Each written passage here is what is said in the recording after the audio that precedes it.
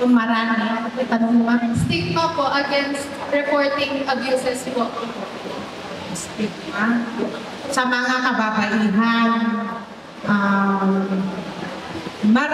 marami pa rin ang kababaihan na hindi nagre-report, lalo na kung ay involved within the family.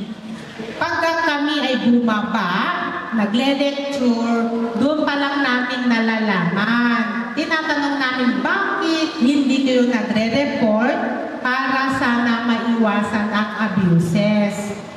Sa ngayon, kaya nag-ano na rin yung mindsetting nila pag-once na may mangyari kailangan ma-report. Kasi pag-once hindi sila magre-report, paulit lang ang ginagawang abuses, lalo na nasa loob lang ng bahay.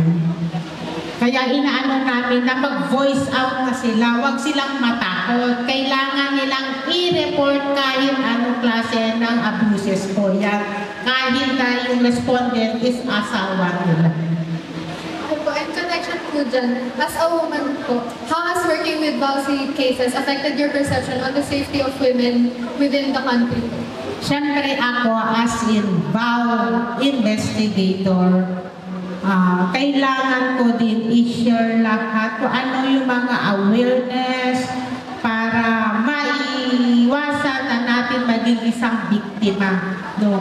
Kasi lalo na yung kababaihan, hindi agad-agad nagre-report yan. Hanggang kaya niyang itatago niya yan. Kaya marami na tayo cases din yung kaya lang siya paulit-ulit na nangyayari dahil din sa victim. Ayaw niya mag-voice out, ayaw magsumbong kasi ang iniisip niya yung family. Lalo na, kung asawa yung kakasuhan, pag pinakulong ba yung asawa, sinong tutulong sa kanila? May mga anak sila.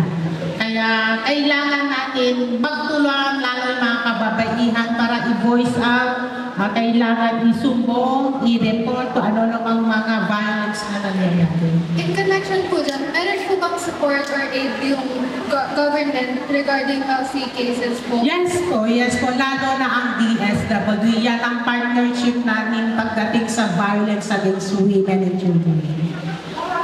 Thank you po. Thank you. Thank you. Next po natin